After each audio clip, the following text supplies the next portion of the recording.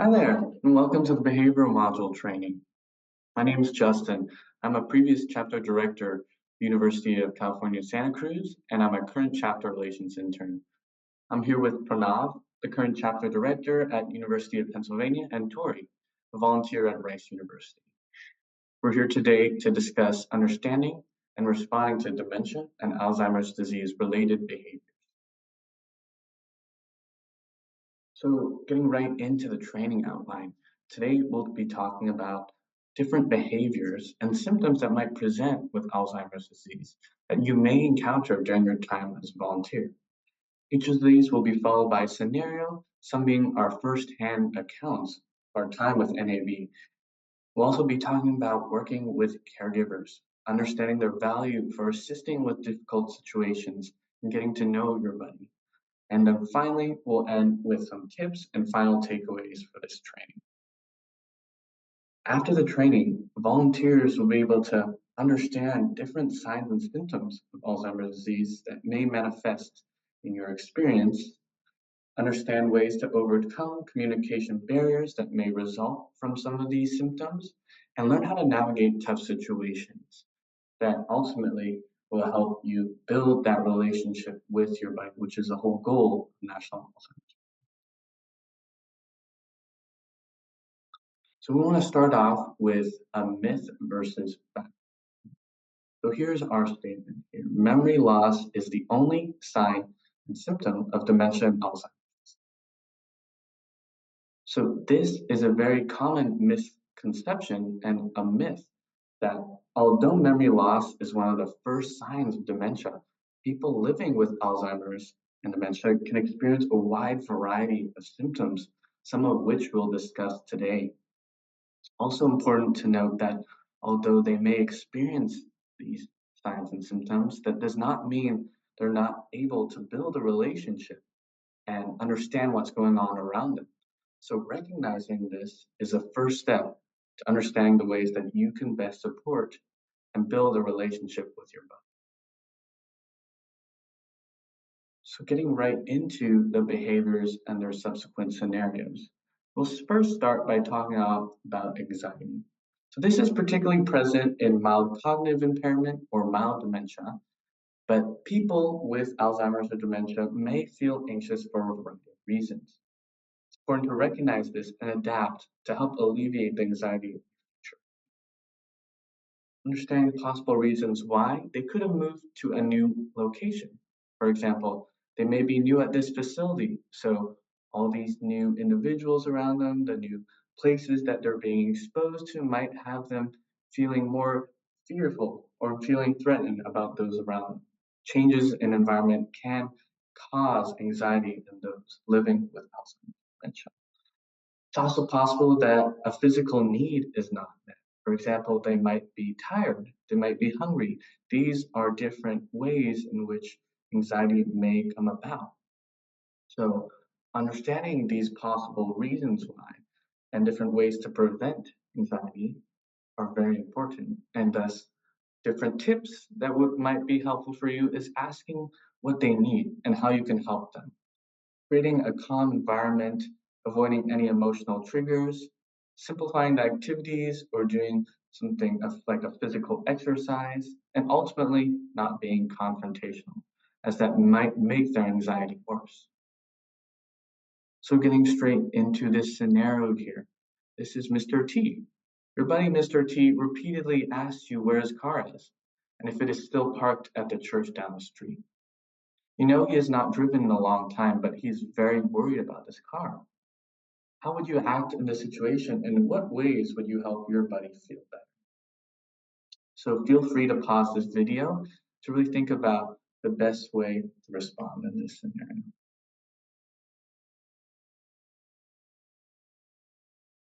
So this is really difficult because you see Mr. T becoming increasingly anxious. You want to help alleviate and mitigate his anxiety. There are different ways you can go about this, but ultimately being a calm and supportive presence. Exhibiting positive body language, such as having a soothing tone, can really help affirm that you're there to support them. Another way you can go about it is redirecting the conversation towards something he finds positive. For example, if Mr. T really enjoys going on walks around the facility garden, you can ask him to show you around the garden and maybe ask about his favorite plants and flowers. If he wants to continue to bring up his car, you can also provide a space for Mr. T to express his concerns, ultimately being there for him to listen and having a safe space for him to vent can ultimately be enough to help alleviate his anxiety. So right now I'm going to hand it over to Pranav, who's going to talk about personality changes, another symptom of Alzheimer's. Hi, this is Pranav, and I'll be talking about the next behavior, personality changes. So, an individual living with Alzheimer's and dementia may experience some quick shifts in personality or behavior, and this may be things like them getting upset or angry more easily, or maybe showing a sudden disinterest in interacting with others. There are many reasons for why these personality changes may occur. One of them being maybe they're experiencing some physical discomfort, such as hunger, thirst, fatigue, or general discomfort. Maybe they're being overstimulated by the environment, so there may be too much noise or too many lights. They may also be feeling lost emotionally or physically, which can cause a sense of frustration. Or maybe they're having trouble understanding someone or difficulties in communication, which can also lead to further frustration and subsequent personality changes. It's essential to understand that these changes are often responses to the environment or internal discomfort, and they're not directed personally at anyone. So, some tips and ways to handle such situations. The first best thing you can do is try to ask them, talk to them, and see if maybe they can tell you something that could be triggering the personality change. You should try to focus on their feelings so that they feel understood and heard, and try your best not to get upset. And also try to be perceptive yourself about what's going on in the situation. So maybe if you notice that there's too much noise, try to move to a calmer environment or take a break. Ultimately, you want to ensure that everyone is safe and ask a caretaker for help when you feel uncomfortable.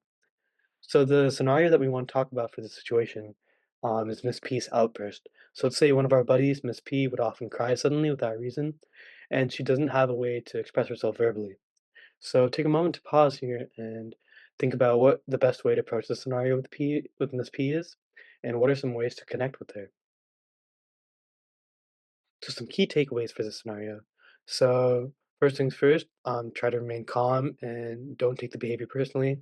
As I mentioned, it's likely due to external stimuli or internal discomfort, and so try to keep that in mind. The best way to find out why they change their behavior in an ideal scenario would be to ask them directly if they're able to communicate. But in this case, they're not able to verbally communicate, so you should try to figure out some other ways to do so. So when you are communicating with them, you should try to focus on their feelings to help them feel understood and heard. And especially in this scenario, because they can't verbally communicate, try to be perceptive of the environment. See if there are any potential triggers, so loud noises, bright lights, or other overstimulating factors. Maybe consider moving to a calmer place or taking a break to help reduce the overstimulation. And so also try to make some calm and positive statements to reassure Miss P. So say things like, "You're safe here. I'm sorry that you're upset." And maybe also try to ask how you can help um, when you're able to figure out another way to communicate with them. And so ultimately, you should also keep in mind that you may just need to provide Miss P some space if needed. So if that may be the case, maybe just say that you'll come back another time and just let them be. Okay, so next two behaviors we want to talk about are wandering and increased tiredness. So in terms of wandering, it's possible for individuals living with dementia to be confused about their location and whereabouts, which can lead to some wandering. This confusion is tied to memory issues caused by Alzheimer's and dementia, and they may feel like they need to find a place that they perceive as safe or familiar. And this may be even when they are technically already at home, and that's what leads to the confusion and ultimately to the wandering behavior. And in terms of the increased tiredness, individuals living with Alzheimer's and dementia have an increased lethargy or apathy throughout the day, and this can cause some confusion as they grow more tired, which can also feed into the wandering behavior. Some possible reasons for the wandering may include them wanting to go home, even if they're already home, and this is due to a sense of disorientation, which could trigger some wandering. They may also feel lost if they're in a new or changed environment as they seek something more familiar. They may be concerned about the whereabouts of family or friends, and which would lead them to try to look for them, which would also lead to the wandering. Another thing I want to mention here is that if they have some increased tiredness or are sleeping more frequently throughout the day, especially when you're also there, and you notice that, that could also indicate an increased state of confusion due to tiredness, which could also indicate an increased risk of wandering behavior later on. So some tips and ways to handle such situations. You definitely want to talk to your caregiver and see if it's normal, especially if it's like the first few times you're with the buddy. Um, and you also want to see if there are other things you can do to help them out with the wandering, especially. If they're in a new environment, you can try to help them explore the new area if you're allowed to, and you can see if they can get a better feel of it, and that would make them more comfortable. And then especially in terms of tiredness, you could try to allow them to have some increased space to rest as needed, because that's ultimately the best thing for them when they're increasingly tired. And having that extra space to rest will ultimately let them feel more comfortable, which would also decrease their risk of confusion and wandering. So the scenario we want to talk about in this case is where Mr. R becomes tired. So let's say you're spending time with your buddy Mr. R when he talks about how tired he's getting, and then suddenly he leaves the room because he wants to go to bed. So in this case, you can see that they had an increased tiredness, and they're also exhibiting a potential risk of wandering. So take a moment to pause here and to see how you'd act in the situation and where you'll go if this happens. Okay, so some key takeaways for this scenario. So the first thing we want to mention is don't feel bad that they left. Buddies can get tired frequently, as we mentioned, throughout the day, and this may just be the time of day when they're tired. You want to make sure that someone knows that they left and they're safe. So that's the first priority. Try to talk to a caregiver. If possible, try to walk back with the buddy to their room so that you can make sure they're not wandering. They get back to their room safely. And then after they go to bed, and for the rest of the shift, try to maybe find another volunteer group that you maybe in the same shift as you, and you can maybe talk to that volunteer group's buddy for the remainder of the shift. And if you notice that the buddy that you're assigned to is sleeping frequently at the time you're going in at, maybe you want to talk about a more permanent shift for a new buddy that may be more active during that time, so that you're not infringing on the initial buddy's rest time. Next, we want to talk about behaviors relating to delusions and suspicions. So, individuals with dementia may experience some thoughts or false beliefs that they think are real when they actually might not be. And these situations feel very real to the individual due to their cognitive decline. So, it's important to keep this in mind when you're faced with such a situation. Some possible reasons why this may be occurring is because a big thing is that Alzheimer's disease is causing brain changes that are affecting areas responsible for perception and memory. And this is causing a blending of past and present memories, and this is also leading to some large memory gaps that make it hard to distinguish between real and imagined events. Ultimately, all of this is leading to a distorted perception of reality, which can lead them to strongly believe in these delusions or suspicions. So, some tips and ways to react in such a scenario. The biggest thing you want to do is you want to try to empathize with them because, as I mentioned, these scenarios feel very real to the individual. So, you want to try to empathize with them and make sure that they feel heard. Let the person know that you understand them and you're caring for them. And when you're talking to them, also try to avoid focusing too long on the topics that are triggering the delusion or suspicion if possible. Try to keep your answer simple and then try to divert the attention away from it so that they're not triggered by it for too long, and also try to engage your buddy in different activity, which is another way to help divert them away from the topic. So the scenario we want to talk about is Mrs. J's cat. So let's say you're meeting with your buddy, Mrs. J, and in the middle of their conversation, Mrs. J accuses you of stealing her cat, Serena. So pause right now and try to think about how you'd respond and think about what are some things you should always do in such scenarios. Okay, so here's some key actions to take when handling with the situation. So first of all, don't take offense. Try to remain calm. You should always try to remain calm in such scenarios, and try to listen to Mrs. Johnson's concerns and ask how she feels. Don't confront or argue with them, and acknowledge Miss J's opinion without validating the delusion, and that's key. You want to keep your responses simple and short to avoid some further confusion, and possibly try to continue the conversation if you think it may help them feel better, such as asking them to talk more about the cat and what was the cat's name so that they can try to fully release their emotions. But then also, if continuing conversation does not soothe them, try to gently transition away from the topic to another topic or maybe an activity they enjoy. For example, maybe you can talk about like a photograph or keepsakes that they have in their room that's separate from the topic at hand, which would effectively divert the attention away from the topic. And so, yeah, ultimately, you want to try to empathize with them and show that you understand and care for them. And as always, if the situation escalates, you can always ask for a caregiver for additional support. And now I'm going to hand it off to Tori. Now we are going on to interacting with staff at the facility. The first key point we want to talk about is if you are unsure about anything, then always ask questions. They are there to help and they know our buddies better than we do. Therefore, get to know the caretakers and staff. They know how to best take care of your buddy and can help with suggest activities and ways to engage with your buddy too. If you ever feel unsafe and or the buddy may be aggressive, reach out to the nursing staff so that the situation can be handled appropriately. A few key notes to take away is don't try to handle it yourself. You are not in a position to do so. In addition, this rarely happens to volunteers. If it does happen, please debrief with your directors afterwards because that is something important to note. If they ask you, such as if the nursing staff asks you to perform direct patient care, which can include cleaning up after your buddy, etc., then remind them that you are a volunteer and you should not be doing these tasks. For scenario 5, we actually have a caretaker focus one, and it's called caregiver observation. You observe that your new buddy, Miss H, continues to mention that her son should be coming at 3 p.m. You notice that rather than addressing her question, the caregivers have her complete more puzzles. You are confused and feel like you don't understand why they are making Miss H more busy before she leaves. How would you respond? And what steps would you take to learn more about the situation? Take some time to think about this.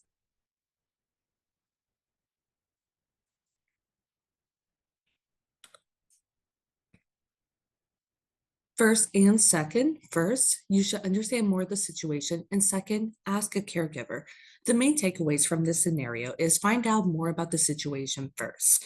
A lot of background information could go a long way. If you are still unsure about what to do, then ask a caregiver or staff member. They may understand why the resident is feeling this way.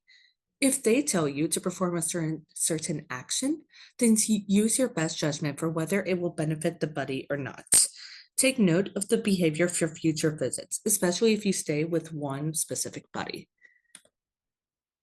Now, I'm going to go on to tips and final takeaways. Nonverbal buddies. Nonverbal interactions can be just as valuable as verbal interactions. You can use a lot of different things like body language, hand gestures, and physical touch when appropriate, such as shaking their hands, high fives, giving hugs. Be creative. Sometimes they just don't communicate verbally. And first and foremost, be patient. It is okay to take some time to find out what works for you and your buddy. We want each person to feel like they are special and they make a connection with all of us. And now we would like to highlight volunteer Kelly McDonald and just watch her testimony and what she has experienced throughout Alzheimer's Buddies. Hi, my name is Kelly, and I'm one of the student directors for the UC Santa Barbara National Alzheimer's Buddies chapter. Our chapter volunteers at a local memory care facility that specializes in care for intermediate to late stage Alzheimer's residents. And as such, my buddy, who I've been working with for about 6 months now, is nonverbal, which has posed unique challenges that I've had to navigate as a volunteer. So, since I can no longer rely on verbal communication as a mode of engagement, I've had to adapt our interactions to be more engaging and more productive. And I have found that the best way to achieve this is through activity based interactions. So, we'll do a hands on activity like coloring, doing an arts and crafts, doing a puzzle, or playing the piano. It's also helpful to keep in mind your physical demeanor and body language, since things like facial expressions can serve as a main mode of communication. And lastly, physical contact, like holding your buddy's hand, can serve as a level of comfort and reassurance that can really go a long way for a nonverbal buddy. Thank you, Kelly, so much for your time and your commitment to Alzheimer's Buddies, and especially for talking about how you connect with your nonverbal buddy, which actually leads me to examples of activities. Some examples of activities could be crafting, painting, games, clay molding, nail painting, and much more. Be creative. The world is your oyster. You can do this with both verbal and nonverbal buddies. And we just want to give you a good range of ideas to get started on your journey with Alzheimer's Buddies. Now we are on to dealing with the move or passing of buddies. Unfortunately, this does happen because of the terminal nature of Alzheimer's disease. You are not expected to immediately start your visits again. Take as much time as you need to process your emotions. This can especially be heartbreaking whenever you know the family yourself or you've known the buddy for a long time. Some resources we recommend is please debrief with your directors and think about the next steps for yourself and your role in this organization. In addition to the school and student health resources available for you, make sure to take care of yourself. The final takeaways from this video in this module is Alzheimer's Buddies is about being present in the moment. Lose the phone, bring the tablet for pic sharing instead, but try to make sure you're not on your phone because it's all about connecting with each other. Come with a high and low energy visit plan. You don't know what's going to happen whenever you get there, so you should always come prepared. Try to go every week. It's easier to build a relationship whenever there is that consistent visiting for your buddy. Therefore, make sure that they know that you are there for them. Take a moment to recharge and reflect, and reach out for support from each other. This is a team effort in the organization, and we want to make sure that each one of you feel like you can talk to each person. Regardless of the symptoms, recognize the beauty and individuality of your buddy's still presence. You are there for them, and they are what this organization is focused on. Thus, make sure that they are always coming first. The next steps for this module is please complete the short quiz for the behavior module.